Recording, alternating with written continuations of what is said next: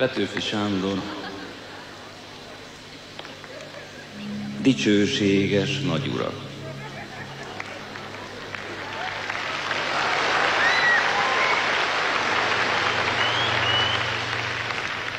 Dicsőséges nagyurak. Hát? Hogy vagytok? Viszkete úgy egy kicsit?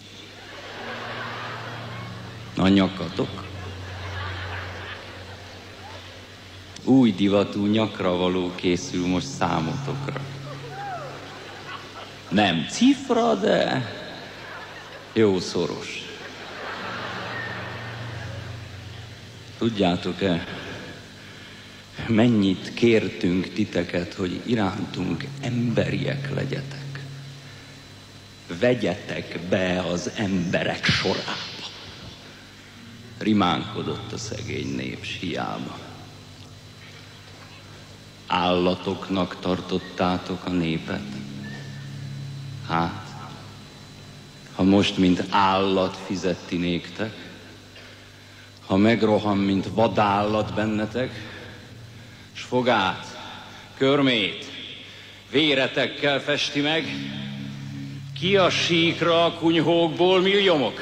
Kaszát, ásót, vasvillákat fogjatok, az alkalom maga magát kínálja, ütött a nagy bosszúállás órája, 1000 évig híztak rajtunk az urak, most rajtok a mi kutyáink hízzanak, vasvillára velük, aztán szemétre, ott egyék a kutyák őket ebédre, hanem mégse.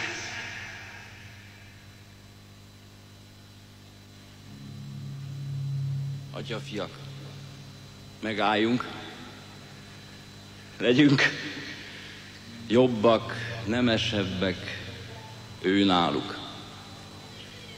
Isten után legszentebb a nép neve. Feleljünk meg becsülettel nékie.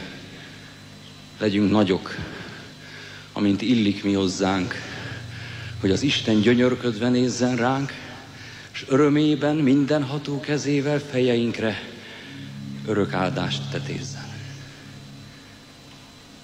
Nemes urak, ha akartok, jöjjetek, itt a kezünk.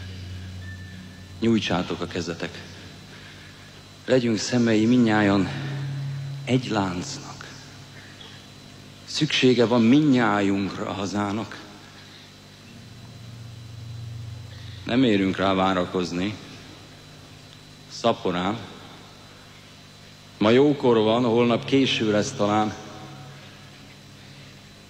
Ha bennünket még mostan is megvettek, az Úristen kegyelmezzen ti nektek.